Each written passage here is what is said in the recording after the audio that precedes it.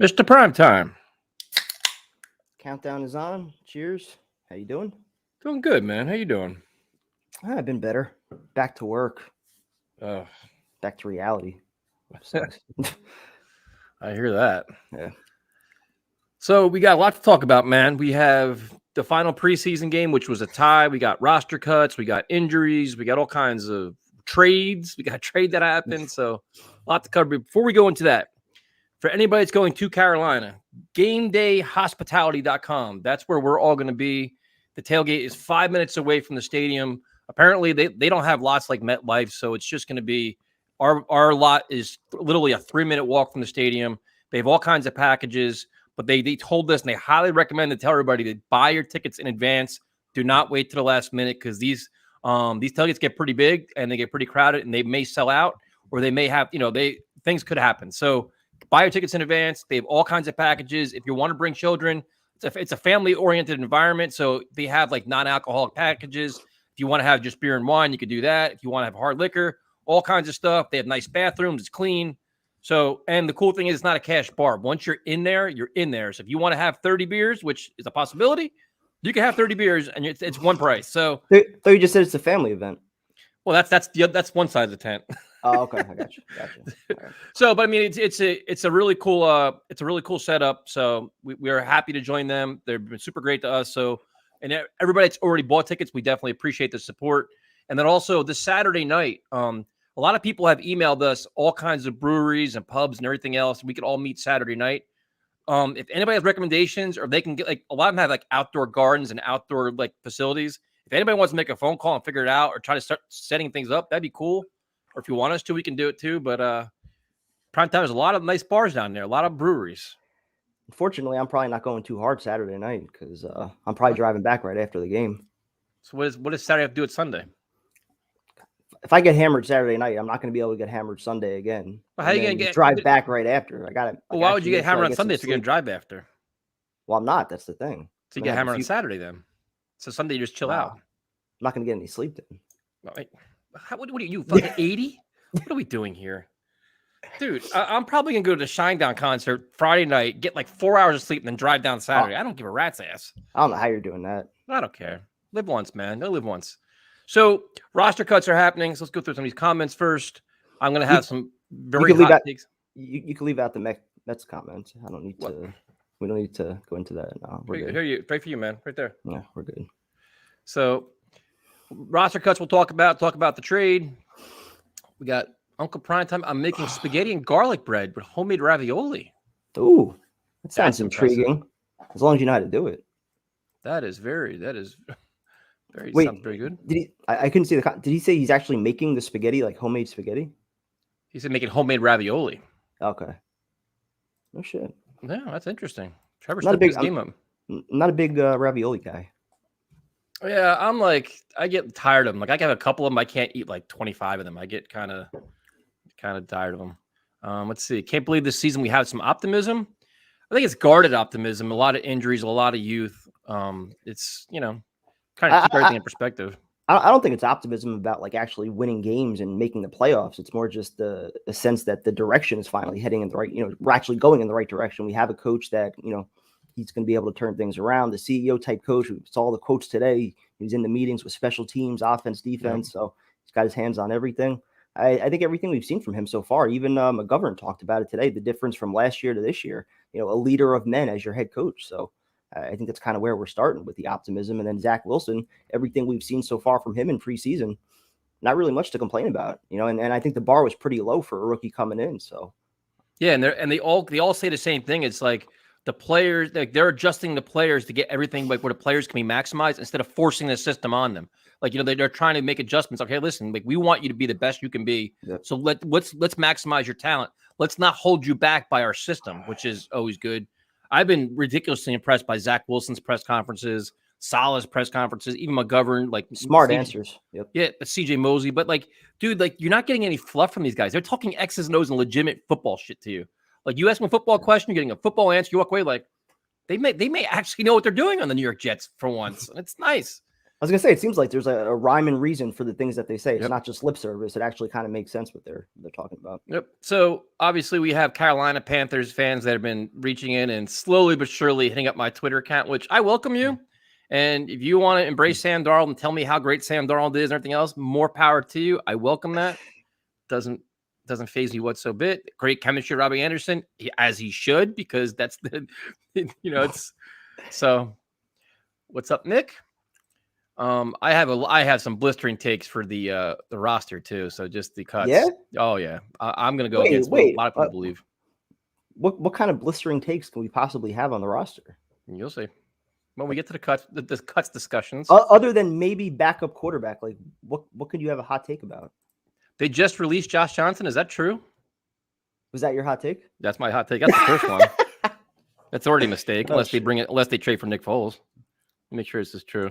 I don't think it's that big of a mistake. He was doing it against second and third string guys. Still, I think there was a reason that he barely got any reps up until that point, especially in practice. If anybody has any faith or confidence in Mike White or James Morgan being a backup quarterback, you're out of your fucking mind. Well, no, they're probably going to bring in somebody else. Who is it? Bears are shopping Foles. You could bring him in. Mullens. A lot of guys. Is that true? I'm trying to see if that's actually true or not. I don't know if that's.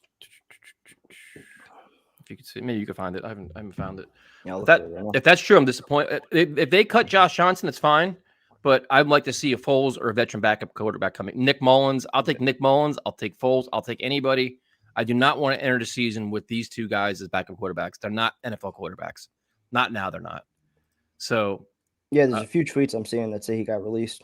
None of them from anything credible, but there's multiple saying it. So I don't know if you want to take that as fact or not. Yeah. So we'll see what happens there. So thank you for a safe trip. We'll start with the quarterbacks. If you want to start there, or do you want to start with the trade for Shaq Lawson? I'll start with the quarterbacks. So Zach Wilson obviously is the clear hands down quarterback. You feel comfortable with him. But to me, I've seen absolutely nothing from Mike White, who's actually hurt, and James Morgan to say they're a competent, competitive backup quarterback.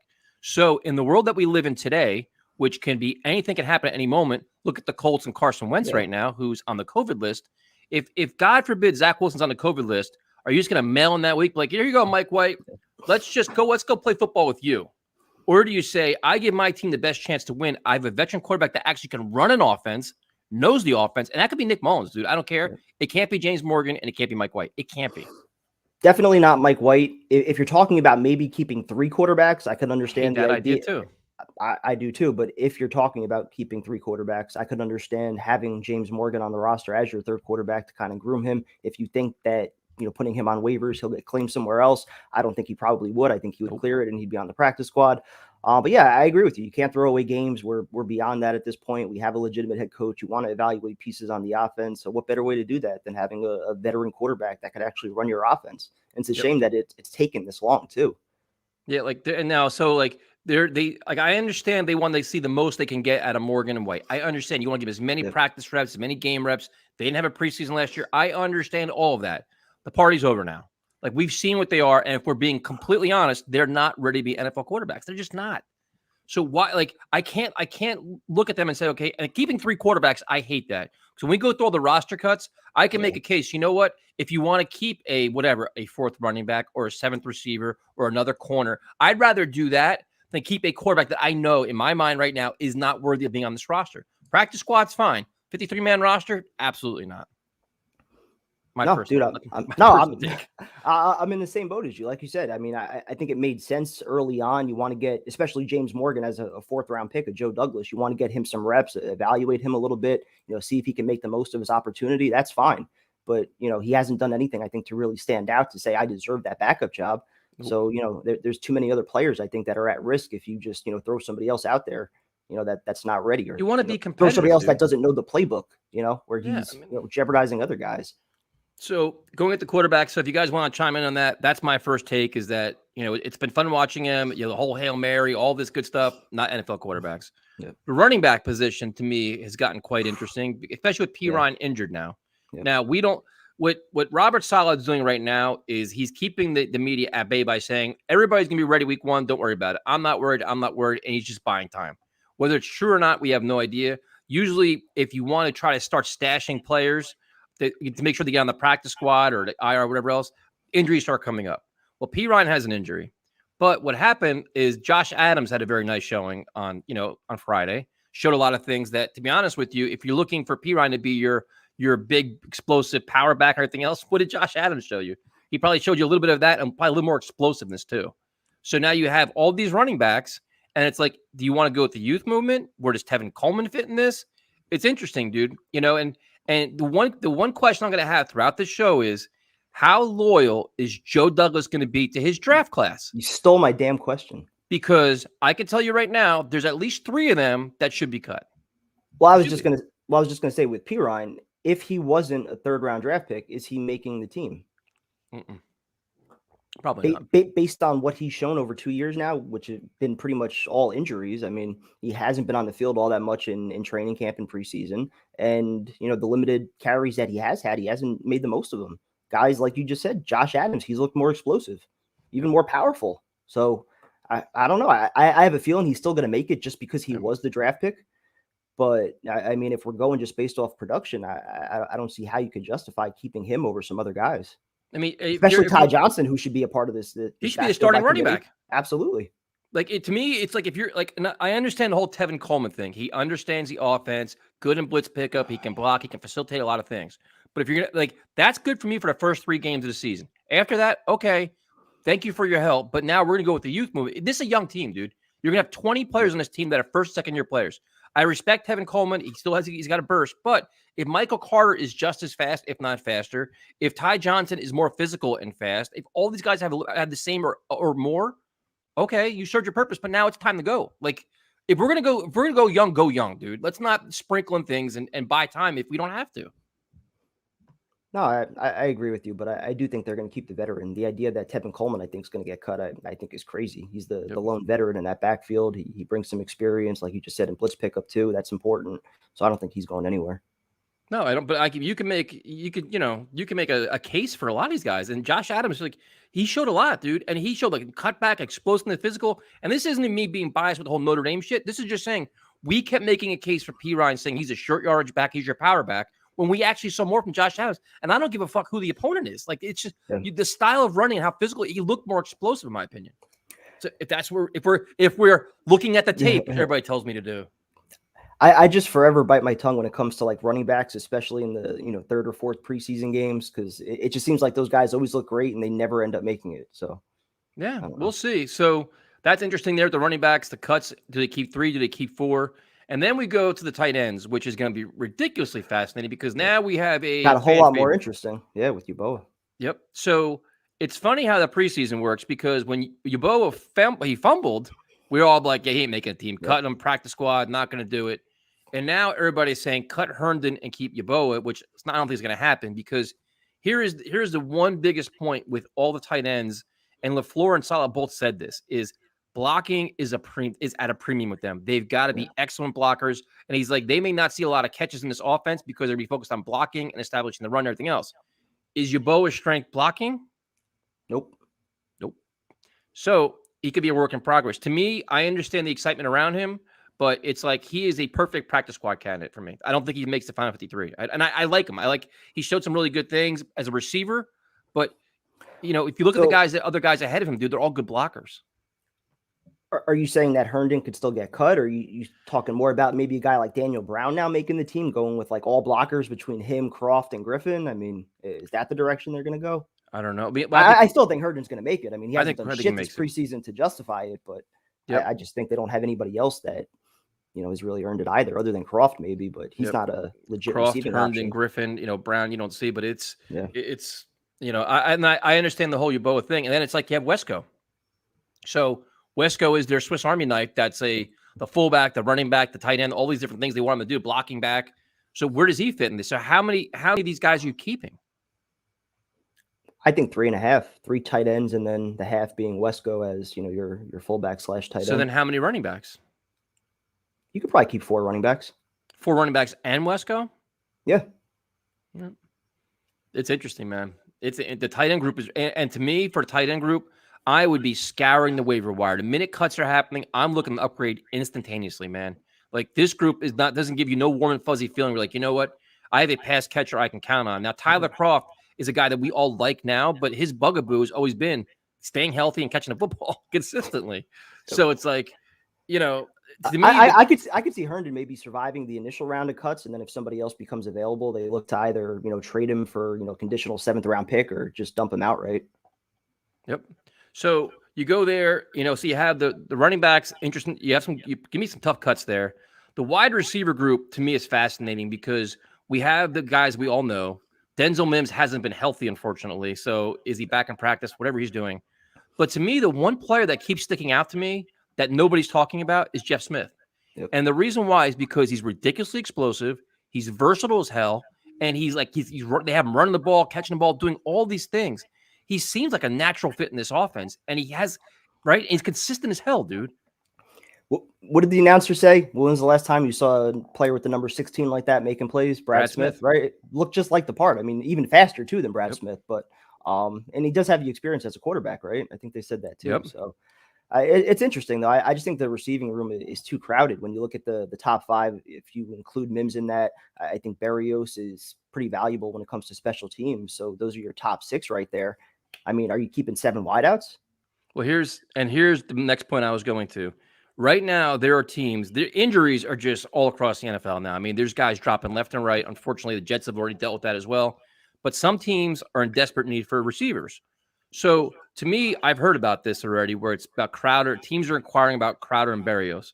For me, Berrios is your punt returner. He seemed like the Jets like him a lot in the slot. Crowder a little bit older. And then Elijah Moore plays a lot into this too, because if say you trade away Crowder, if Elijah Moore is hopefully healthy, is that a natural, like, okay, you know what? We're okay without Crowder. We can deal without him. Would you take that? What's your thoughts on that? My only worry is that right now everything is fine, and then you make that move, and then Elijah Moore gets hurt or somebody else gets hurt, and now you're also got Keelan Cole too. Yeah, but then again, you're with what? Corey Davis, Keelan Cole, and Denzel Mims. If you have one injury, if Elijah Moore goes down, so I don't know. I'd rather have too many weapons than not enough.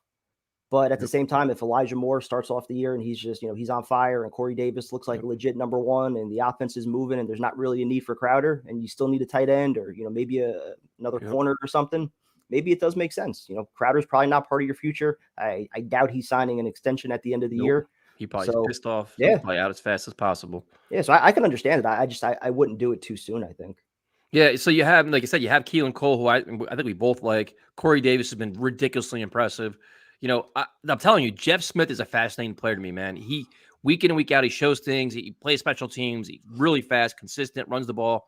You have Bears and Denzel Mims is another. It's another offseason that's disappointing with him, man.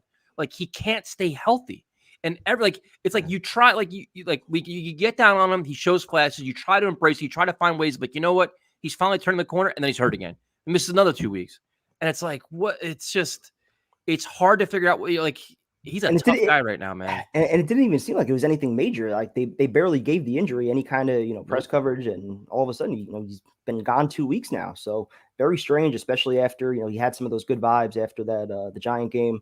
I don't know what to expect from Mims, honestly. I thought he had some upside coming out of the draft, big body, great with the contested catches, stretches the field, gets after it as a run blocker too. But there's just so many guys in front of him right now. I don't know where he fits in and being injured, he's already behind the 8 ball now. So it's going to be tough for him to see the field. Yeah, it's got an uphill battle. It's disappointing, man. It's just it's just disappointing with him, man. Like you want to see him take the next step. He had the food poisoning, he had all these different things, but it's like, dude, you got to get on the field. You got to there's too much competition in front of you to hand you the job. Like right now, and I'm not even being biased. I'm just saying, listen, like right now, who's showing you more, Jeff Smith or Denzel Mims? Jeff Smith. If we're being honest, if we're being completely honest, who's showing you more, Lawrence Cager or Denzel Mims? Dude, that's what I'm saying. Like it's just. So, and that's why, and this is when the Jets first hired Solid, it was all about accountability and you got to earn your spot. To me, now you're going to show us that because, obviously we weren't at every practice, but we've seen a lot of things. You've seen the train. If you're not playing, like Zuniga, for example, shouldn't make the team. He's not been good and he's hurt again. But now you're going to say, how are you justifying the guys you cut? How are you justifying the guys you keep? And some of these position battles right now at wide receiver, at running back, at tight end are going to be very telling. So you go to the offensive line, which has been, Becton with the concussion, a little bit concerning. I get, you have Fant backing him up and think Fant's banged up. Morgan Moses over Well, there. they said it was a personal day, I think, today. Yeah, they have a lot of personal days, this team, dude. Like, I need personal days, for Christ's sakes. Use Greg some Van at my Roten had job. his personal day. But it's like, then you look at a guy like Dan Feeney. And to me, from what I've seen as a fan that drinks beer and just a casual fan, I don't study YouTube 30 hours a day, but I don't think he's played all that well. Like, I think he could be upgraded. So your thoughts on Feeney? So you're gonna eat that money? The $3 million? Yep. Do we keep him? So would you rather? Well, Would you rather? Wait, no, here's my question to you: would you rather worry about money or worry about him getting your quarterback killed? I don't personally give a shit about the money. I'm just saying, from Joe Douglas's perspective, if you're trying to impress your owner and make it seem like you're turning this thing around and you're making the right decisions. We already spent last week talking about all the money between Lawson and Davis and Joyner and Rank. I mean, every single guy in the defense has been hurt. So now you're going to toss out $3 million on Feeney, and Alex Lewis is gone. That's what I'm saying, dude. Like, and again, I know bigger picture. It's all about head coach, quarterback. That's the only thing that really matters for Joe Douglas. If he hits on those two things, everything else will fall into place. But a lot of these other moves are not looking too good right now. You had a lot of money and a lot of opportunities to really put some things in place this offseason. It didn't have to be a crazy spending spree, but the chances that they did take so far, don't look too great. Just because guys aren't even on the field. I would be super aggressive here too. Like, this is a spot where if you can upgrade your offensive line, it costs you some money to do it. Like, who cares? Your priority is to have Zach Wilson upright. That's it. Like, you can't have you can't be one starter down going down to being like, oh shit, now we have a leak on the left side of the line or whatever. And I understand Vera Tucker's coming back, so that's good. But like, depth, dude. Like, if anything we've learned as Jet fans over the years is you need depth after your starters. That's the NFL all across the board. Look how many teams last year that made the playoffs that went through all kinds of backup linemen. You need depth, dude. Big time depth. Did David DeCastro ever decide if he's retiring or not? I thought he had the injuries too, right? That's why I thought he was going to retire, but he was a name that's out there. Yeah, so that's many other guys if you're looking to bring in like a vet. But the other thing too is, with the Jets finishing so bad last year, they're number 2 on the waiver wire. So they're going to have, second choice of every single guy that gets cut over the next 24 hours. So there's going to be some talent out there. All right. So rumor that Jalen Smith could be a tradeaway candidate for the Cowboys. I will say this. I know you'd love that. Well, listen, before his injury, he's one of the best players in college football. He was ridiculous. He's fast, a phenomenal athlete. He's probably a top 10 pick. Yeah, but his contract now is I don't know the exact numbers of his contract. I know it's enormous though. And I don't think the Jets are going to make that kind of move. I don't think that's like a splash move. I don't think they're going to make. He's got the speed though. But to me, I would be exploring, which the Jets are doing, outside linebackers and pass rushers. Another one? Yeah, dude, I think they're exploring a lot right now. But to me, like, I don't understand why they don't pursue a guy like KJ Wright. I think, if you want to go that, or you explore different cuts that are coming up. But the Shaq Lawson move to me makes a lot of sense because that's the perfect fit for what we're looking for. You're looking for cheap and minimum compensation. A 6th-round pick, he paid him $1 million. He has some pass rushing ability. He's good against the run. And that's like, you're not going to replace Carl Lawson with one player. No, you're not. You're going to need probably 3 guys to do that. No, completely agree. But don't you think it's a little bit odd that after getting the big contract, he gets traded after the first offseason, and then the team that acquires him already dumps him?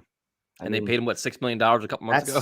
So I'm saying something feels a little bit off there. I mean, maybe they're just betting on, Salah and the leaders in the room, like Mosley being able to, kind of get him right and, reach his potential. But I don't know. I don't want to bring in like too many of these like veterans and, cost guys like Huff and John Franklin Myers, an opportunity. Even if we find out they're not, legitimate pass rushers, if they're, depth guys or rotational pieces. Or situational rushers, yeah, dude. Like, say, let's find out what we have. Let's find out what we have rather than just these 1-year rentals and shit. But I agree with you. But I think with some of these guys, I think if you say, Bryce Huff will be good, say 25 plays a game. Those other, say 15 plays, we need somebody else to kind of push him and give him a breather and just have like depth. And if you can have a veteran guy to help teach him a little bit, to me, it's like we're not replacing Lawson. You can bring in Dion Jordan, Shaq Lawson, all these guys. And furthermore, I wouldn't make a trade for Chandler Jones for a 1-year rental. Like, we're not one player away. You want to find building blocks or at least hold the fort guys until we can figure out what the hell we're going to do. To me, Shaq Lawson fits that. But so that's the next one. Like, does Dion Jordan move the needle for you? He's like a Vinny Curry to me. The same thing. Like, they're just like guys, like depth guys that help you, just give them some kind of help. You have no idea what they have left, but Joe Douglas has familiarity with them. That's really all they are. Isn't there a chance that Ronald Blair can kind of be that guy? He's hurt though. It's not bad though, right? Isn't he I supposed to be don't know. back? You never soon? know. It's solid, dude. In Salah's world, everybody's back week 1. So, Yeah, you that's true. just don't know with that. That's true. Let's see. So predicting 6-11, anything better will be a bonus. Yeah, I mean, I'm kind of with you there too. So you go back to the linebackers, and the one thing that stuck out to me in the last preseason game, the kind of thing I was watching, is if you're going to start two rookie linebackers on the outside, Yep. it's going to be rough, dude. It is going to be very, very difficult because they're learning trial by fire, which is dude. They're 5th and 6th round picks. Like these aren't like top 10 picks that you're dealing with.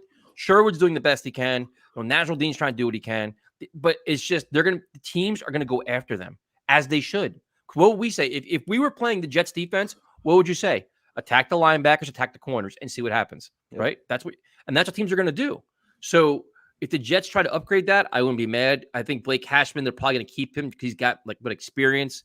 He's done okay, I would assume, right? Yeah. No, I mean you got some speed, you got some athleticism and whatnot. I kind of like Dawkins a little bit. He's been okay.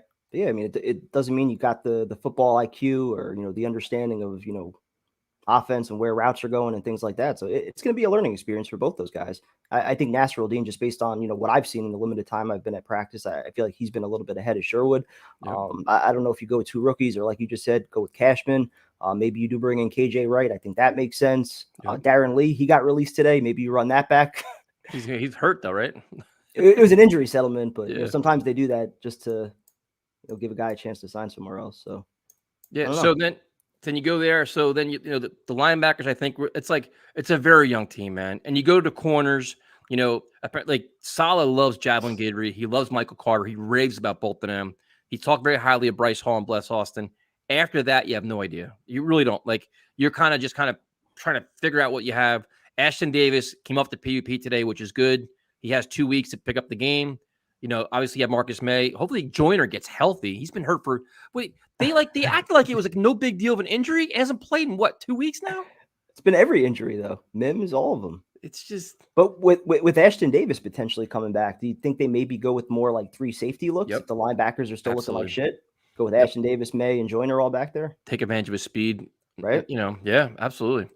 You got to get creative, man. Like you look at this defense and I don't know. The one video I made, the one guy was just attacking the shit out of me. And I'm like, I don't really understand why. Because the defensive line is obviously a strength, which you're going to have, in the middle with Rankins and Quinnen Williams and Fotokasi. They have some good building blocks there. Up the middle, CJ Mosley behind them is good.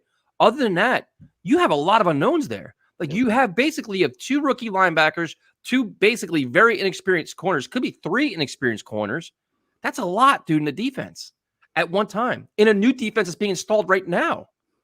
And that's where the loss of Carl Lawson really comes into play, because if he's able to disrupt things and really get after the quarterback in like under 3 seconds, where he's got to get rid of the ball quick, your corners aren't on an island, forced to cover receivers for 5 seconds. Like if you have a legitimate pass rush, that covers up a lot of shit.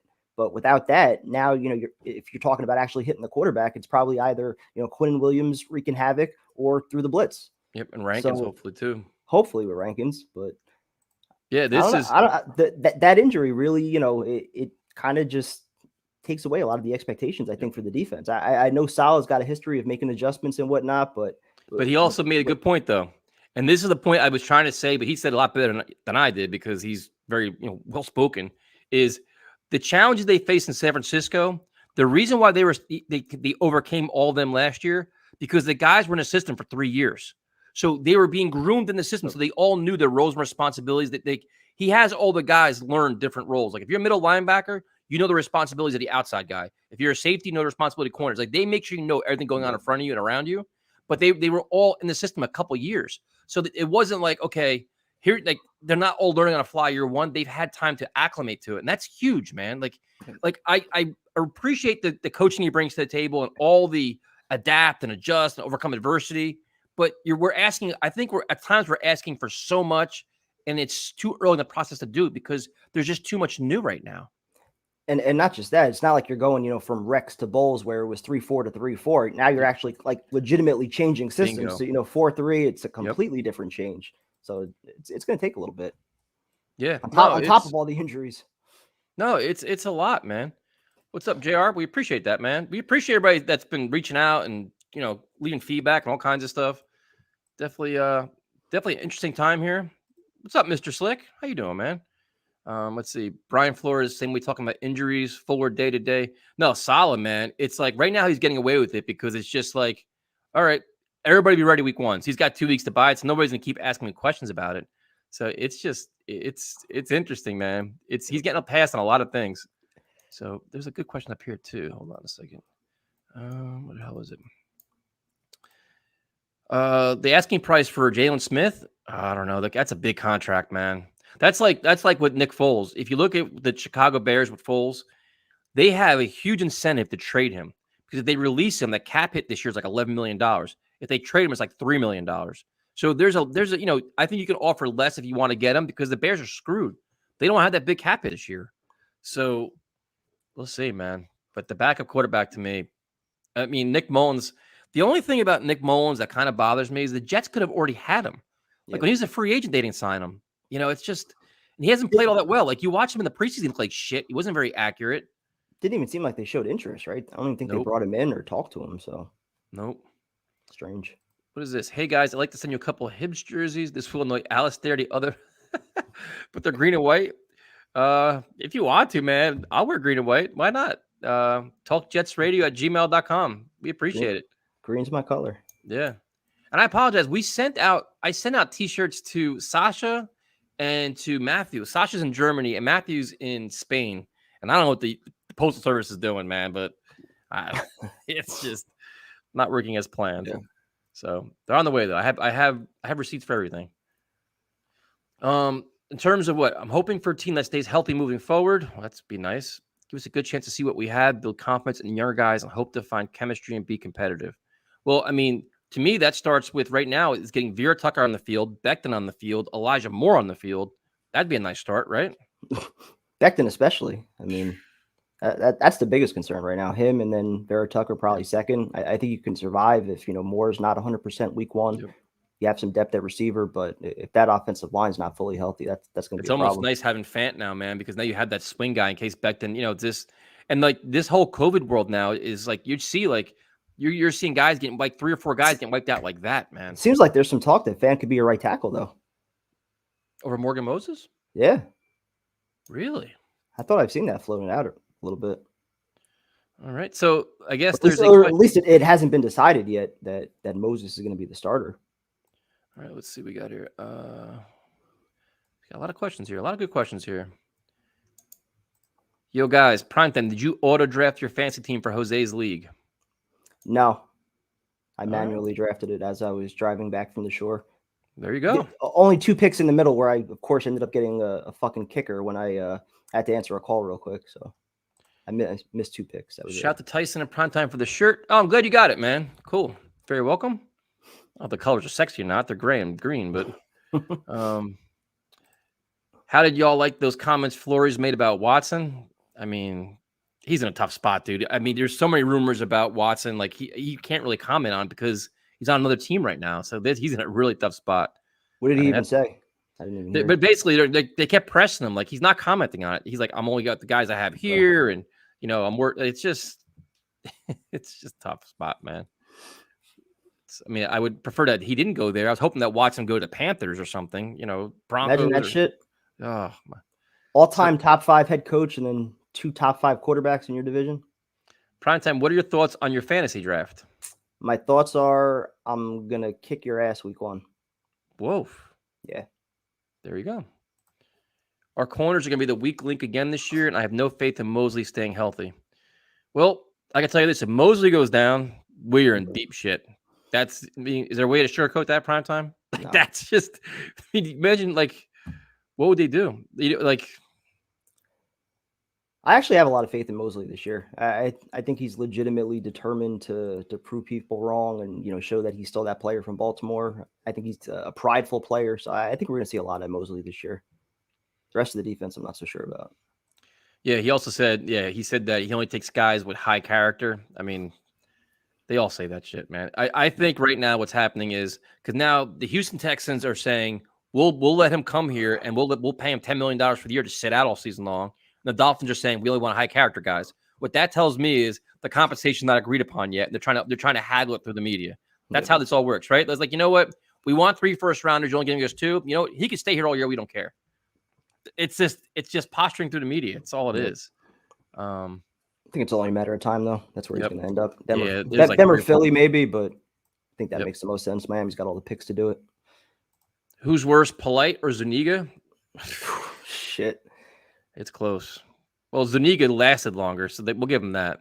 Well, hold on. Zuniga lasted longer, but Polite, I remember he had that one series in training camp where he went like 3 straight plays with a sack. I don't remember Zuniga doing something like that. No, that's true too. So, I don't know. That's a tough one. That's true. What does your eyes tell you about Moses or Fant? Moses better as a run blocker. Fant a little bit more athletic. Probably helps you more as a pass blocker. So I don't know which direction they would lean as far as starting goes. If you're more ground and pound, does that favor Moses? Or do you want to keep Wilson upright? I don't know. I think we all need to start a writing campaign. Our press credentials back. Man, I don't know if that's ever going to happen. Did Primetime get his record deal after the Darnold mixtape? Not yet. Still working on it, though. I've heard a few offers, though, which is good. I'm going to start working on a best of the off-season, preseason video for you guys. Oh, well, thank you, man. Man. Romeo is our director of film. We have a film director. We have, what's funny is that our music director has not been seen in a while. I'm wondering what happened. I was on vacation, but I've heard some rumors that he makes some appearances on other Jets shows. It's not surprising. We always get used. I don't know if it's true or not, but we don't really see him in the chat anymore. And I've seen a few comments that he. You know what it is? I know what it is. He talked the talk, but couldn't walk the walk. That's what it was. Faced the music. Yeah, he did. He just went. He ran and hid. That's it. I'm numb to it. I'm used to it. I get it year round, every year, 33 years, doesn't stop. So I have an update on the koozies are going to be very easy to do. The bottle openers not as much, but I'm hoping to get a lot of these done. Maybe not by the Patriots game, the home opener, but I think it's a possibility. I'm with that. So headbands, I haven't inquired. I'm not going to tell you about that. Primetime, are you comfortable with Matt Amendola as your kicker? Not thrilled about it, but definitely more pressing needs right now where I'm not that worried about kicker. Okay.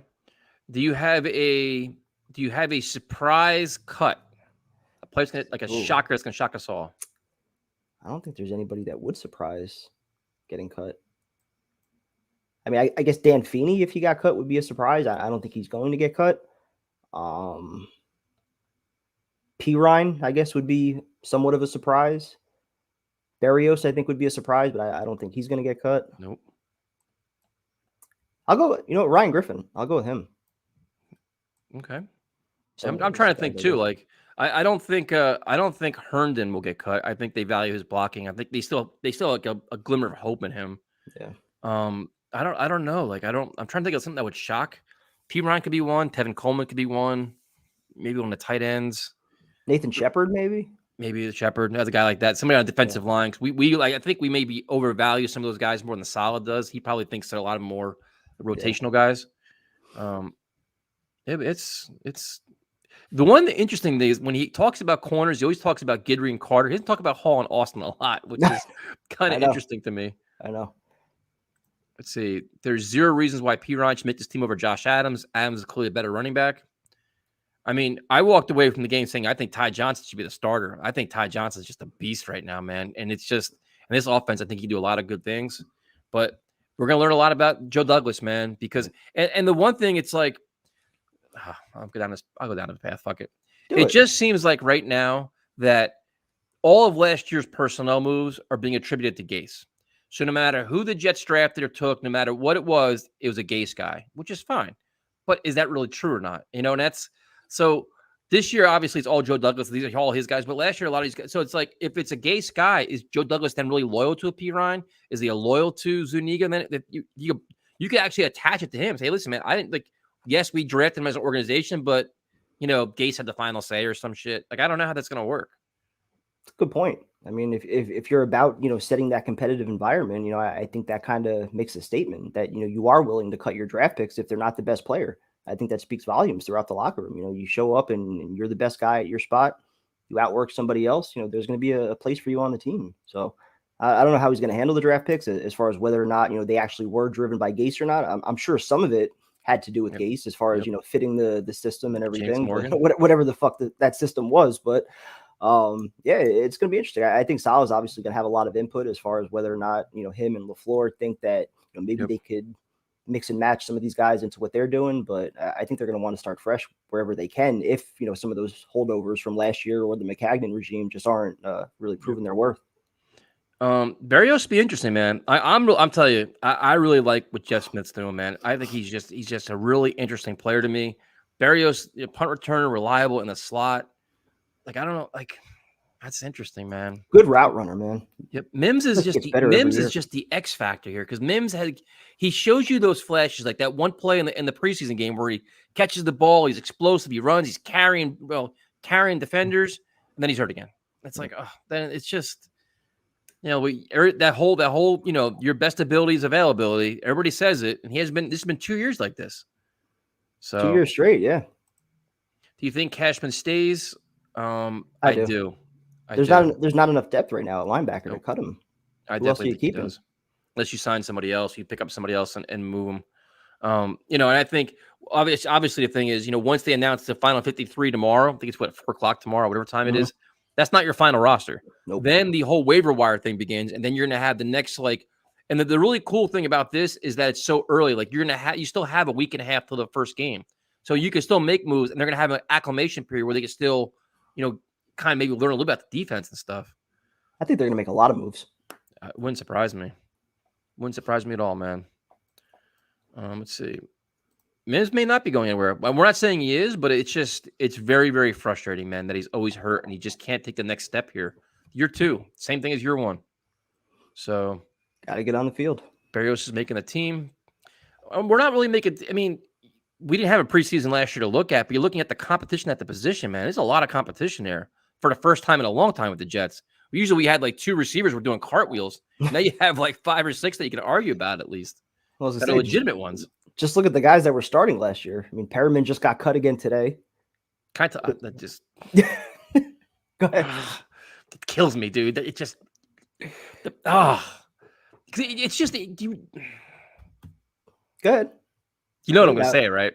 Go ahead. The Jets felt so comfortable letting Robbie Anderson walk because they had Perriman waiting in the wings. The minute Robbie was gone, they signed Perriman like that. They believed in him. So who was that? Was it Gase or Joe Douglas?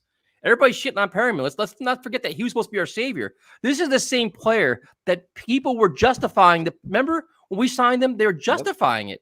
Oh, in this defense, he's going to spread the field. He's got more speed than Robbie Anderson. He's got this. He's got that. PFF top 5 over the last 4 weeks of the year. Because his last 4 games in Tampa Bay. Yep. Oh my God.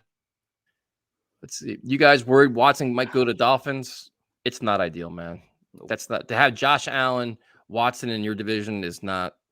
It's Belichick. Yeah, it's not ideal. But I mean, he's got so much.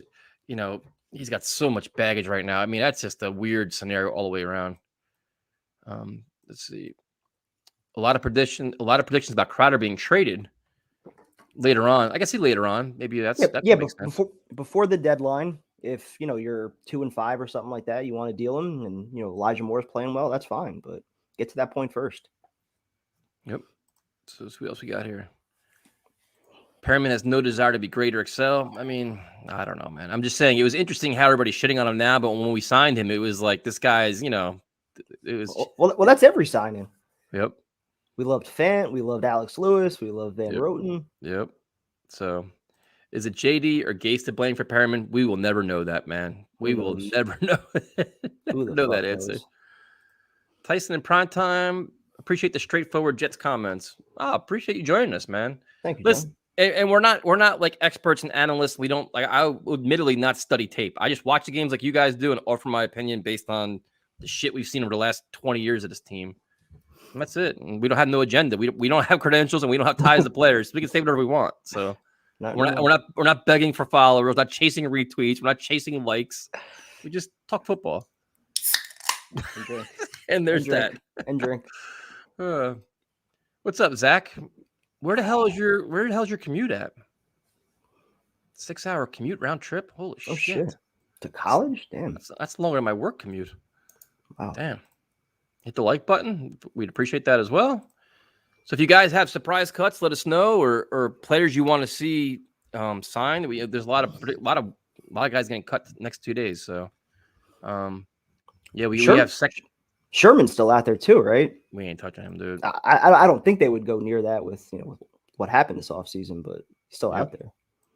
See, yeah, I mean everybody's making fun of Perryman, dude. He wasn't a cheap option. He was well paid here. It was a 1 year. It was a 1 year. $8.5 million, right? There's nothing cheap about him. Revisionist history here.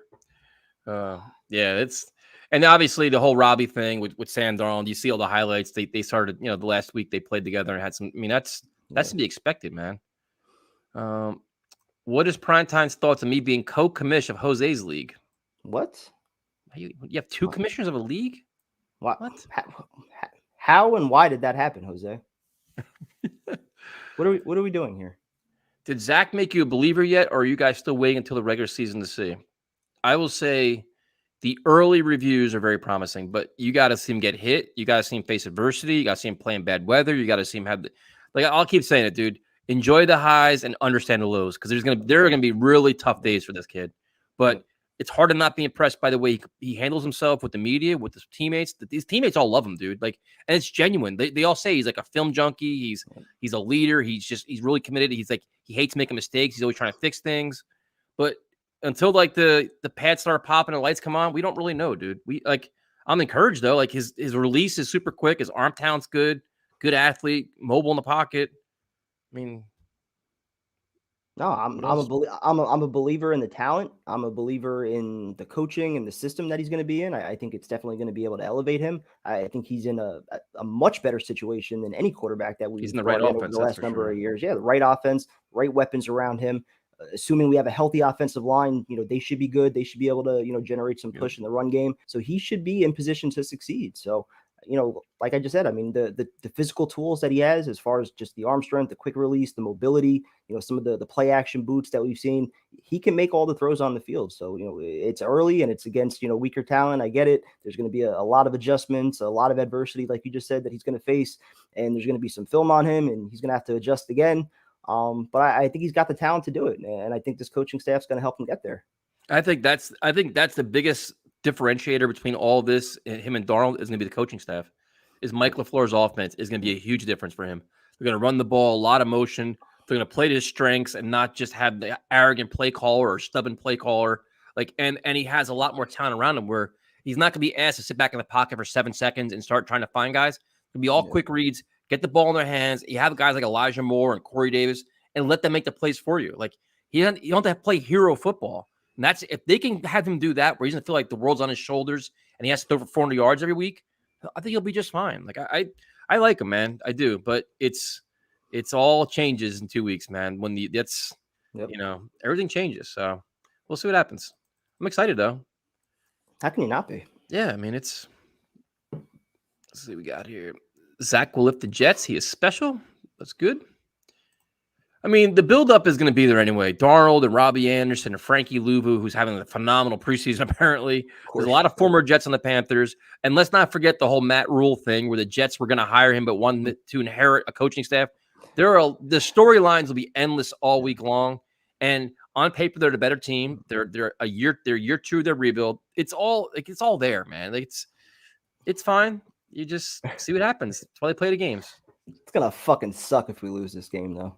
Dude, I don't want to think negative, but it's gonna suck. I would listen as long as the Jets play very well and Zach Wilson and this team comes out prepared. They play very well. Yeah. I'm cool with it, man. You don't want to see them lose games and stuff like that, but we got to understand where we are and where they are. There's a lot of things going into this, but we'll see. I mean, Sam Darnold's not a perfect player, so we'll see what happens. It'd be interesting though. But the storylines are endless. You already see them now, man. There's so many different plot things they're trying to pull out of this shit. Just more for the media reaction in the week after. Oh, that's gonna be a long ass drive home, dude. Holy shit. The drive home and then talk radio on Monday and Tuesday and oh god. Can we talk primetime drafting Darnold for his team? It was the last round, the last pick. Who's your starting quarterback? Pat Mahomes. So Darnold's not even gonna see the field. Yeah. Yeah, well, that's last pick. I don't know about that. Needed a backup. Is your refrigerator fixed by now? No. Oh, goodness. What are you doing with your food? Are you eating? Yeah, I pick up food each day. Let's see what we got here. Little sub action, little What's up, pizza. balls? Yo balls. So Justin Burris. Yeah, there's a lot. There's like what 6 Jets on the team or something like that. There's a lot, man. Time you go through the roster, you're like, oh shit. We heard that they cut him. I haven't seen anything on it. I haven't been on the phone for about 2 hours, so I don't know. If they do cut him, I will be disappointed if they're not bringing a veteran quarterback. I will say that because I am not a believer in Mike White or James Morgan at all. So that's just whatever. I'm not a believer in Morgan actually playing a game, but if you want to develop him a little bit longer, I'm cool with that. I hate the idea of keeping 3 quarterbacks on the 53-man roster. I hate it. Yeah. It's just not. It's not resources well spent, man. Like honestly, if James Morgan gets cut, is there going to be a hot commodity on the free agent market? Like, holy shit, he's available. Let's all go get him. Can't see it happening. But Yeah, he threw a Hail Mary. It's funny the Giants did that shit too. Oh man, I'm not really sure what the Eagles were doing with Minshew, to be honest with you, because they have Flacco, they have Hurts. Did they even need Minshew? They cut Mullens, but I don't. That was a weird. That was an interesting move there. That would have been a good move for the Jets. Yeah. Minshew for a 6. I think he wants to play though, man. He's kind of like he was pretty adamant about that. Yeah. Yabo, we talked about, and I understand what he brings to the table. I don't think he makes the team though, dude. I don't, because I think it comes down to the block, his ability to block. If he's a glorified, he's like an oversized receiver, it's not going to really fit this offense. They want guys that can, help in the running game. So I don't know. Maybe we could be wrong though. I don't know.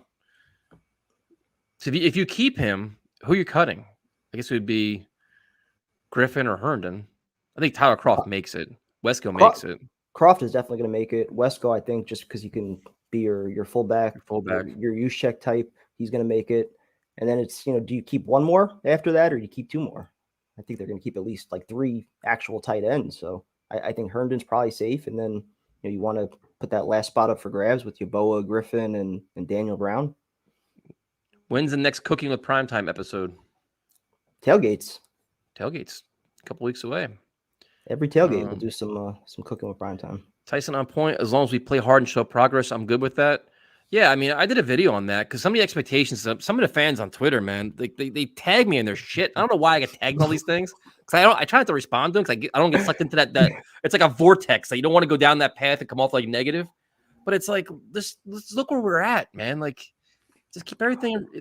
My goal is you want to see by the end of the year this offense playing well, and Zach Wilson is much better in December than he is now. Like, you see a logical progression of all this shit. That's the most important thing to me.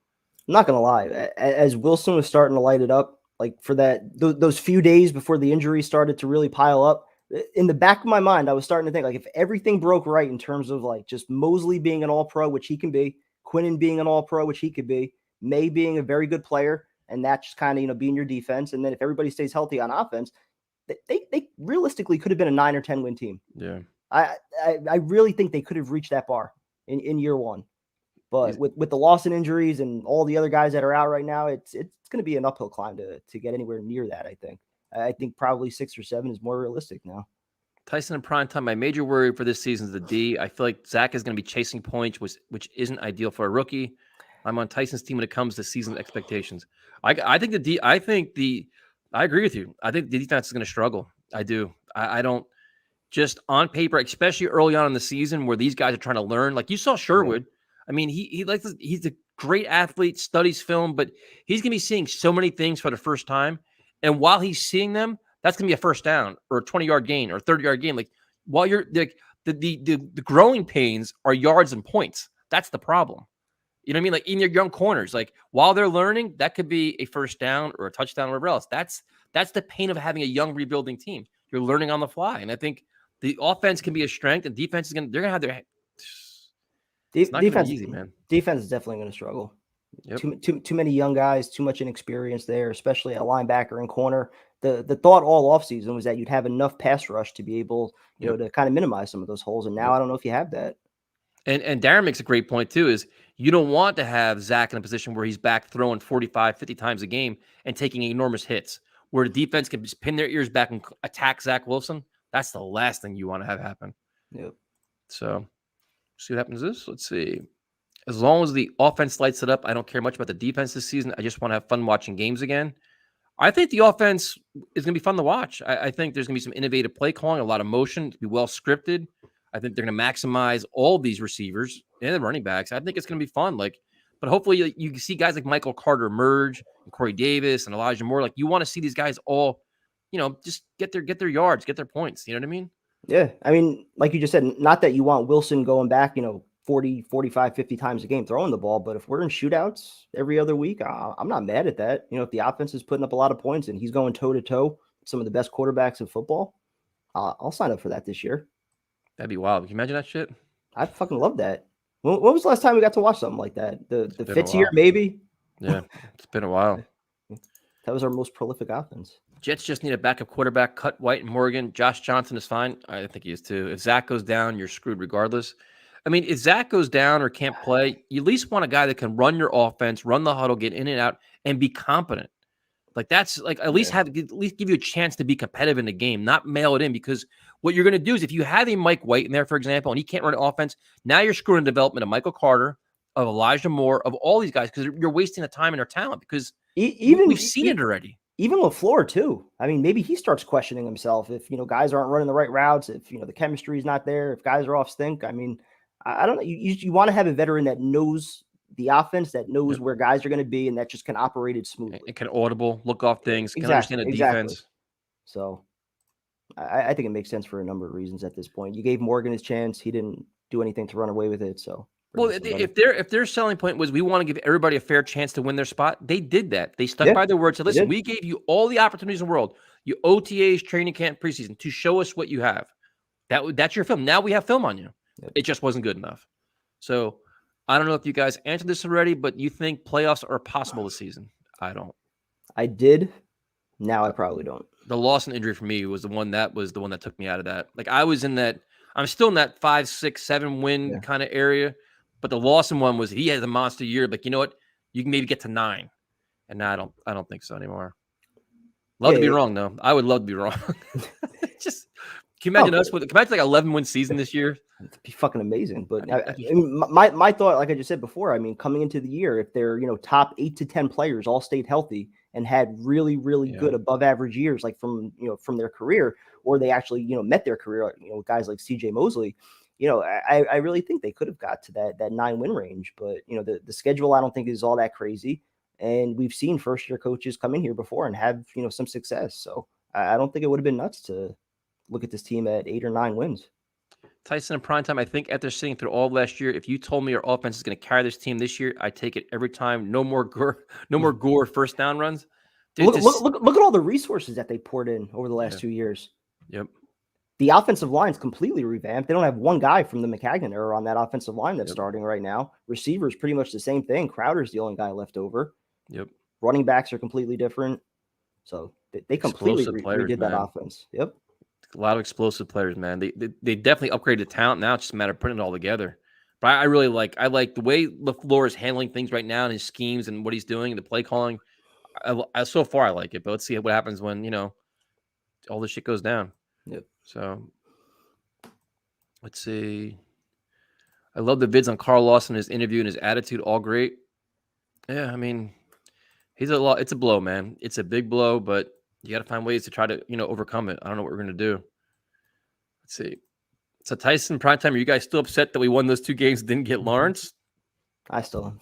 I am, yes. It's just, although I still wonder who the head coach would have been if we would have gotten Lawrence. Mm-hmm. Would it still be Saleh, or do they try and do something stupid and, go with like an Urban Meyer or some shit? Would he want to come here? Who do they get? I'm curious to see how that would have kind of worked out if they were picking first. Sign Nick Mullens. It could be that. I mean, Hoyer or Foles. I mean, they had Hoyer in and they didn't sign him.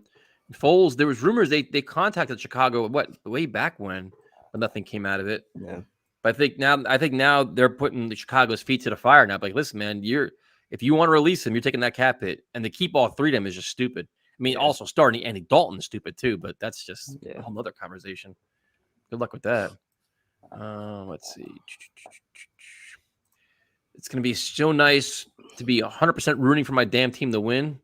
Yeah, you ain't kidding, Chaz. It is nice to just be like, you're encouraged about your team. It's exciting. Like, you're looking forward to week 1 and just you want to see how they're doing. And I actually bought some Jets t-shirts, man. Like I haven't bought shirts. Whoa. Yeah, I haven't done that in a couple of years. Holy shit. Yeah. Let's see. I hope Tyrone's able to come on for roster cuts tomorrow. I think he said he's going to. Nice. So, yep. 2 in a row. Tomorrow will be a fun day with all the arguing. So let's see. Yeah. Also, another thing is they did try to replace Greg Knapp by bringing in Matt Cavanaugh. You know, he's got Super Bowls as a coach, Super Bowls as a player. That's always good. Connection to Mark Sanchez. Always good. Never a bad thing. What do you think about Shaq Lawson signing? We covered this a little bit earlier on, but right price, right compensation, give him a flyer. I mean, it can't hurt. Like it's desperate times, desperate measures, man. Like I don't think they're going to spend big. They're not going to do a big monumental trade, man. Like the Chandler Jones, the one guy from the Eagles. I was kind of. They mentioned Derek Barnett. They also mentioned Josh was a Sweat. I think his name is. Yep. Those two guys, and they saw them firsthand in the joint practices. If they made a move from them, it's from what they saw on the field or who they talked to. Yeah. But I think that's. I like it. Don't love it. Again, the compensation's not crazy. It's only a 6th round pick. The money's nothing crazy. Yeah. I'm just, again, like I said before, I'm curious about what went on with Miami and then Houston. Why he got shipped out so quick, especially after signing a big deal, committing money to him. I wonder what's going on. Tyson, I forgot to ask as well. Since there's no Gore, what are you going to drink to this year? That's a good question. That's a good question. Could be celebrating first downs. Getting first downs now. Celebrating? Yeah. When we get one, I'll drink just to celebrate it. Let's see what we get. I'm sure something will pop up by like week 2 or week 3 that starts to piss us off. Don't worry, man. If you missed it, you can always watch it on the replay, man. So, how good do you think Sam was gonna be if Gase wasn't his coach? Who knows, man. Who knows? There's so many could haves and should haves with that. You'll know now because Matt Rule, he's got what? He's got McCaffrey. He's got 3 good receivers. He's got a quarterback-friendly offense. Yeah, he told you in the wrap. Yeah, he did. He was very boisterous. I mean, I'll just say, I mean, you knew my thoughts on Darnold coming right out of the draft. I mean, I was incredibly high on him. I thought this kid was the real deal. I thought he had top 5 quarterback written all over him. And whether or not he could still be that, I mean, doesn't look likely at this point. I don't know if, Rule can undo all the bad over the last 3 years, but, it's a shame the way shit went down over the last 3 years with the Jets and how they kind of screwed him with a lot Breaking news. Let's talk Jets radio cuts Tyrone to save cap space. That would definitely increase our budget. We could have a lot more fun in North Carolina than Charlotte. Tailgates could be a lot more fun, a lot more food. Bring the chaos tomorrow. What's up? Yeah, tomorrow's gonna be a crazy one. That's a bold move buying those t-shirts. What t-shirts? I don't know. What'd you buy? What'd I buy? I don't know. What'd you buy? I don't know. The ones I bought. Oh, the shirts I bought. No, I bought dude, I've been so mad at the Jets for the last 2 years. I wasn't even wearing any gear. I was just disgusted with them. I were like, let's talk Jet stuff. But I just it made time to start supporting them again. Feeling better about them. I'm not gonna buy a jersey though. Prime, you looking for Let's Talk Bets co-host? Ooh, possibly. There you go. When do those shows start? I'm actually doing the Jet prop bets right now for like the season props and everything. So you got like Corey Davis. I think it's 4.5 touchdowns over under. You got Elijah Moore. I want to say 57.5 catches was the over under for him. There's a few props that I'm. Well. Look who's joined. Oh, is the other stream over? Yeah, Elias says he had to make his rounds. He had to probably call on everybody else, add his hot takes. Yep. Now, did he play guitar for them too, or just as his words of wisdom? It's a good question. I don't know. We'll find out. Everybody rats everybody else out, so it's fine. I'm sure he plays guitar too. I'm sure he does. He probably bashes us and shit. Those clowns over there. I know. Let's see. You guys want Gino back? Why not? I like Gino. I would take Gino back. I liked him. I had no problem with it. I've always liked him. I tweet him and stuff. I like him. I don't care. He didn't get cut though, right? I don't think so. I don't know. Not that I've seen. Yeah, I would definitely take him back. Drink on every bad call by the refs. The officiating this preseason has been horrific. Yeah. They've been awful, dude. They've just been next level terrible. So, no, you guys are the only place I play guitar. Yeah, so you say. Notice how he didn't say that we're the only place he talks football. No, he goes everywhere now. That's how it works, man. We've learned this already. Yeah. When do we finally get a Vincent versus Elias Qatarov? Vincent versus him? I think Elias smokes him. I mean, maybe if Vincent has a chili pepper before, gets fired up. That's some Coronas and That's milk. Tyson, I liked your fancy draft setup. Oh yeah, we do a live draft, man. We have it all. It's an awesome setup. We have a big draft board with stickers and all kinds of shit. It's cool. I thought Jose was going to fly me into Cali and we were going to do the live draft out there, but I never got a flight ticket, nothing. So this is what it is. Dissension in the ranks. Let's see what we got here. All kinds of shit. Of course, man. No problem. You know, and Elias, if you ever want to talk baseball, man, I'm here for you. I know it's tough times, you know. I mean, unlike the Mets, I appreciate fans. Like, I like fans. I like winning. I like teamwork, camaraderie, winning, playoffs. God damn it, I hate you. I didn't want to say anything. I didn't want to. Normally, I don't have any issue at all with a player doing whatever they need to do to succeed. Whatever way you have to conjure up something to motivate yourself, whether it's, you know, the opposing team, opposing fans, whatever. But to fucking take it out on your own fan base and to actually acknowledge, if you kept it in the clubhouse and just you did your own fucking thumbs down shit and you didn't say what it was about, that's just your gesture. Fine. Let it be your thing. Let it play out for the rest of the year. And at some point down the line, you want to let the public know it was about the fans. Fine, go ahead. But to put this shit out now during the middle of the year when you're quote unquote in a playoff race, it's fucking stupid. It's embarrassing. And when you accomplish nothing, you played like dog shit. You're batting 200. And for Bias to be the one that says it too. I know Lindor, you know, was also kind of involved with setting it up. Like for Bias to be the one to come out and say it when he's been here all 5 fucking minutes. Like, my God, just never stops from both ends. Football, baseball. It's insane. I saw that shit. I'm like, you gotta be kidding me. It's not even the losing. It's the way the losing happens. Yep. The ownership, the incompetent ownership back to back. I mean, it never stops, dude. It never stops. What would be a good season for the offense? Top 18. I'd take that. Yeah, for year one of the offense with a rookie quarterback. Yeah. I'm down with that for sure. I'd roll with that. Do you think we'll be better than the Patriots this year? No. Probably not, but it could be close. I think I think they're probably in the 8-9 win kind of range, probably. Yeah. So I think we're in a 5 or 6 win range. So, 5 or 6. Yeah. Oof. Jose getting some gear too. There you go, Jose. Jose's making all kinds of videos. He's busy over there. Elias letting the fame get to his head. It happens all the time. We've seen this. I'm sure he's gonna start doing his podcast at 8:00 on Mondays, and I know how this works. We've seen this all before. Every year it seems like it plays out like a new cast. Just comes in, call every week, and then we never hear from him again. Jet most like to make the Pro Bowl. Quinnen Williams, C.J. Mosley. Yep, I definitely agree. Let's see, we got it, and then maybe Marcus May's got to be happy as shit too with that new contract that what's his face got in Minnesota. Was it Harrison? Was it Harrison? Smith? Yeah, Harrison Smith. Yeah. Between that and Jamal Adams' contract, Marcus May is gonna be. He's like, give me 17 good games of quality football. He's gonna hit the jackpot. Cap's only going up too. Yep, he's gonna make some serious coin.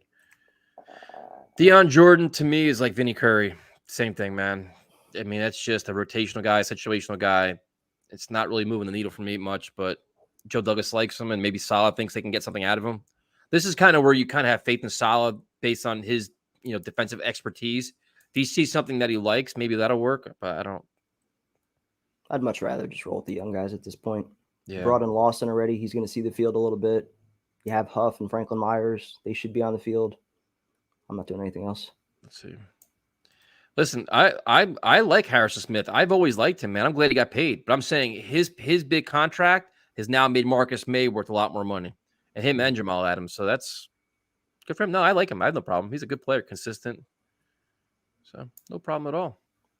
I think Becton, is a Pro Bowler this year? Revere Tucker a Pro Bowler this year? Becton's got to stay healthy, first off. Barrett Tucker, probably not. Becton, I think he could be if he played 17 games. I'm not feeling confident that he's going to do that, though, right now. Nope. Let's see what we got here. I'm so happy for the outlook of this year's team. Good riddance, Gay, Spell, Gore, Adams, and Berryman. The really cool thing about this team is there's no drama. There's no egos. There's no attitude. There's no dissension. Right? There's no like. Not yet. There's not like one problem in the locker room. Like, oh, I could see like you could see with certain players like, oh shit, down the line it's gonna be a problem. There's not really a guy like that right now, other than just the injuries. Like everybody loves Becton, but we're all like, all right, can he stay healthy? Can he be more consistent? Like, but there's not worried about like there's no crazy contract shit. Marcus May's not a contract problem. He's been a complete, professional with that.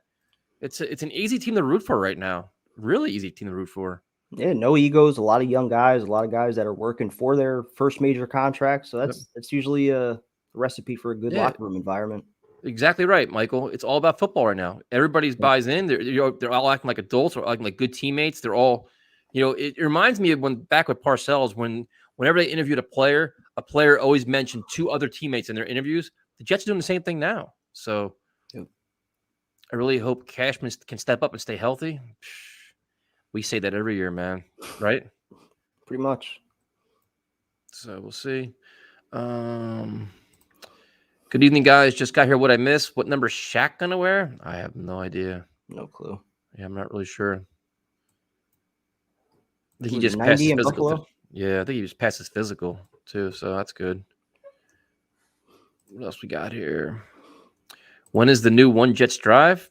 Isn't it tonight? Oh, it's tomorrow. Tomorrow. All right. 8 o'clock, I think. Whoops.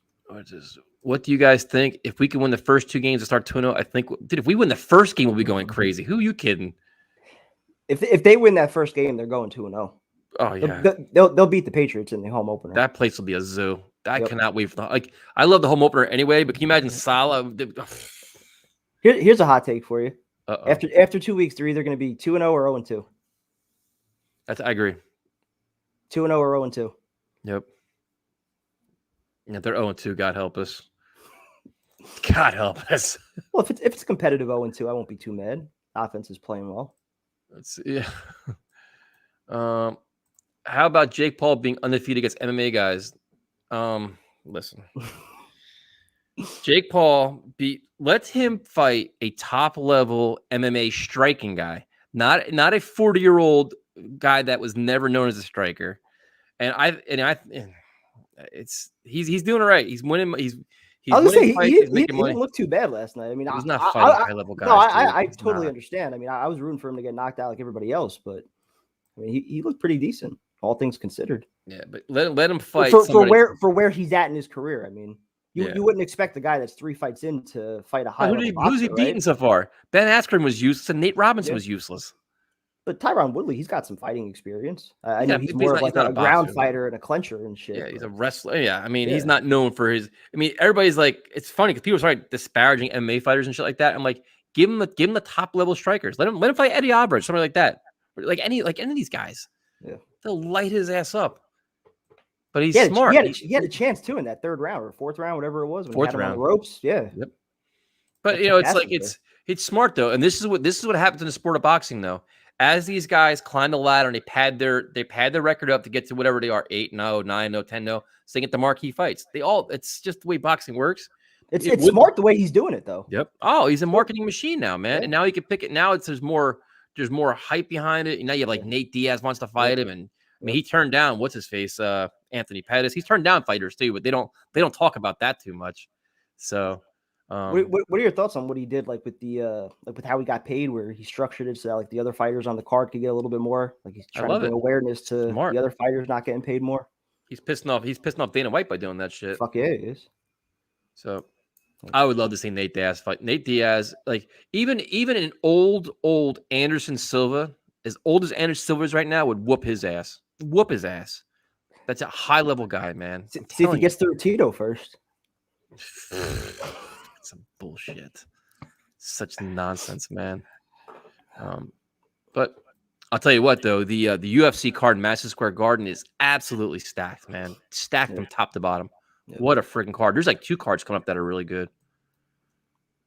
Corey Davis going to have a big year. Let's hope so. They're going to definitely feature him, I think. Good chemistry with Zach Wilson. Tyson, how do you feel about replacing May, spending a first-round pick on a safety? Oof. Why? I don't think so, man. Even if they did replace May, I don't think it's going to be with a first-round pick. Nope.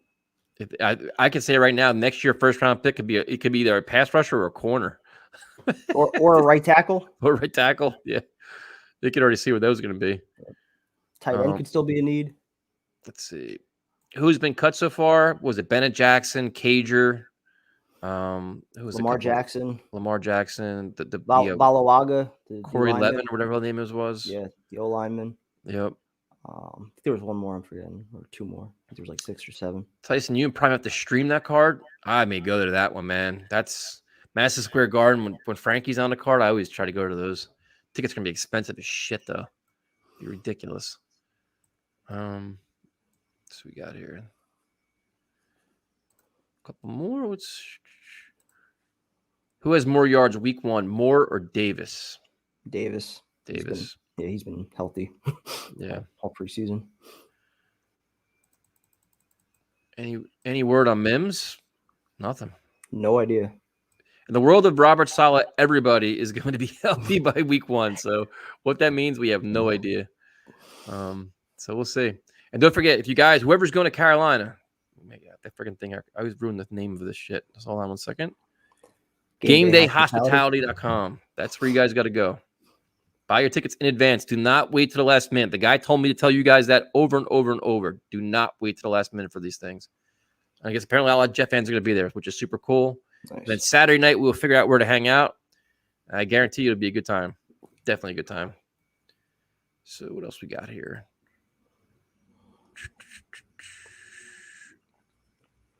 Are y'all tailgating in Charlotte? That's where we're going, man. And the prices are pretty cool. Like it's a one-shot deal. So if I think the one it's like $43 and it includes beer and wine and all you can eat, which I mean can't beat that. And I think the one that doesn't include beer and wine is like $23 or something like that. So solid deal. Yeah, it's no cash bar, man. Just sit back and just enjoy yourself. Got your game day tickets, and we're in section 108. Yep. What section are we in? Now we know our section too, so we're in section 108. We know where the tailgate is. We've made all kinds of progress here. Do you think Jet fans of Carolina will boo Darnold? I won't. I don't hate him.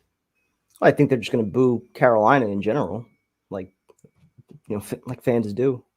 Yeah. I don't think it's going to be any hatred, like special towards Darnold or anything. Who drinks wine at a football game? Women. Who never know? Really? I don't know. I don't see many wine drinking. I don't know. Giant fans? Like they usually. I don't know. That's actually probably it. Let's see. We got to do a few more. You think Ashton Davis will play week 1? I bet they hope he does. I thought he was already ruled out for week 1. Well, he's off the PUP now. I just thought like when him and Curry both went down, they were both ruled out for week 1. But the injury report with the Jets dude's been very fascinating the last 3 weeks. It's been very, very interesting. You got personal reasons, left team list, all sorts of shit going on. Veteran day off. I mean, are they requiring Vax cards at Jet games? As of today, they're not, man. You just go inside the stadium and have a good time. New York is, but not New Jersey as of now. So we'll see. Got your game day tickets? There you go. And for those of you guys that are going to the Jets home opener too, we'll figure out a lot that we're all going to go to too. So we got to identify that too for the tailgate. Got a lot to do here, prime time. Working on it. Are you wearing your Darnold jersey in Charlotte? He wouldn't be sitting next to me. Nope. I'd light him on fire. Whoa, damn. I would light you on fire. In the parking lot, I'd light you on fire. If I saw that jersey in you, I'd light you right on fire. Right there. I might do it now just to call your bluff. Dude. Don't test me, man. If I'm on vacation, anything goes down there. So take some workers' comp. Are you going to the London game versus Atlanta? I'm not. Nah, no way. Definitely not doing that. I guarantee you will hear plenty of Jet chants and all kinds of chaos for sure. That is not a problem whatsoever. Can I get you guys? You out of your mind? We ain't signed no autographs, man. We're just fans. Drink a beer with us, man. Take a picture. We don't do no autographs. We have a good time. I'll sign an autograph. If anything, get me a Sir Per autograph. That's the only thing I want when I leave this whole freaking thing. We need a primetime face cam during the game just to see the I miss you tears in his eyes. Christy, I can assure you that my phone will be ready at all times because if Darnold is on our side of the field, I will be ready to catch any little incident that happens. I guarantee you. Me and Tyrone both will be on him. He's gonna be on full blast. I'll be watching Zach. I'll be at Carolina, one section below you guys. Perfect. Yeah, we're like 108. I think is like the corner. It's a corner of the end zone on the Jets side. So, yeah, definitely we'll have our eyes on prime time, especially like a Sam Darnold touchdown. I'll make sure he doesn't clap or anything. So, and Balls will sign autographs in Charlotte. See, there you go. That's good. We should sign empty Truly cans. That's a good idea. Shit. I'll take a Balls autograph. Is Legend going on the road trip? You know what? He's coming. He deserves it. He deserves it. He does. All the times he's covered for you, shit, he has to. He'll be signing autographs. Shit. Can you imagine that? I'll put him in like the front seat, like on a seatbelt on him and shit like that. Could you imagine? People are like, what the fuck is he doing? Oh shit. Yeah, Tyrone is coming to the game. Me, Primetime, and Tyrone all sitting together. Tailgating together, sitting together, hanging out Saturday night together. What could possibly go wrong? A lot. We've already what you guys don't realize. We've already done this once in Washington for the Jets Redskins, and it was a complete is an experience. I'm still waiting on Romeo to join the stream so that we could share the Dallas footage. There he is. Romeo, whenever you want, hop on, man. Have you guys ever been to Charlotte before? I have not. But we've gotten like all kinds of recommendations. I've driven through there. Yeah. We got all recommendations for like the breweries and everything like that. So that's good. I guess Josh Johnson's cut. Everybody keeps telling us that. Yep. They better bring in a veteran quarterback. I'm telling you right now. They better do it. Is the koala going to Carolina too? You know what? Backseat. He's right here. They're both here. I got Alf too. You know who Alf is, right? Yeah. Yeah. I have all three of them sitting right here. I'm gonna have a whole freaking car full of people. Can I go in like the commuter lanes then if I have them in there with me? I can go. Yeah, man, that's perfect. Good Charlotte the band. I like some of their songs actually. No, Tyrone's showing up, man. Cause we've already bought the tickets, so he's definitely coming now. So definitely fired if he doesn't. He's definitely gonna be fired. That'd be grounds to not talk to him. Oh shit. Let's see. What makes you guys choose Truly over White Claw or other hard seltzers? I like this one just because it's the lemonade. Yeah. We've tried them all. We went through, the whole pandemic, I went through like 12 different seltzers. Yeah. I'm not sure I should admit that, but nothing else to do. So Corona's got some now. What happened? Corona's got some now. Yeah, I didn't like them either. Just as Browns cut backup Kyle Aletta, he's terrible. Wasn't he the one that got arrested? Didn't Hoboken or whatever? Yeah. Oh shit. You think that Sam and Robbie will light us up week 1? I'm sure they want to. I don't know. I think I'm more worried about McCaffrey, I think, than Robbie Anderson. Yep. I think so too. Let's see what we got here. Yeah, I had this already. The new flavor mix of all watermelon. I've had all those. I don't like those too much. They're too sweet. It's like that real, yeah. You like those? Like the fruit punch shit? Oh, I thought it was the lemonade watermelon mix. No, that one I like, but the other one, the fruit punch. Oof. Oh yeah, those I don't like. It's got the aftertaste. I want you guys strapped with GoPros in Carolina. Oh, I bet you do. just. I said I would do it. I'd film the entire thing if you guys want it. But we got first right of declining and them being posted though. That's not how things work.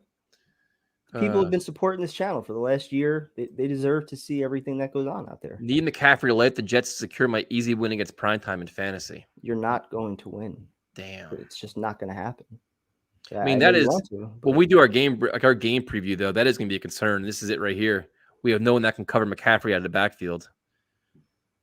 Not lying. Yeah.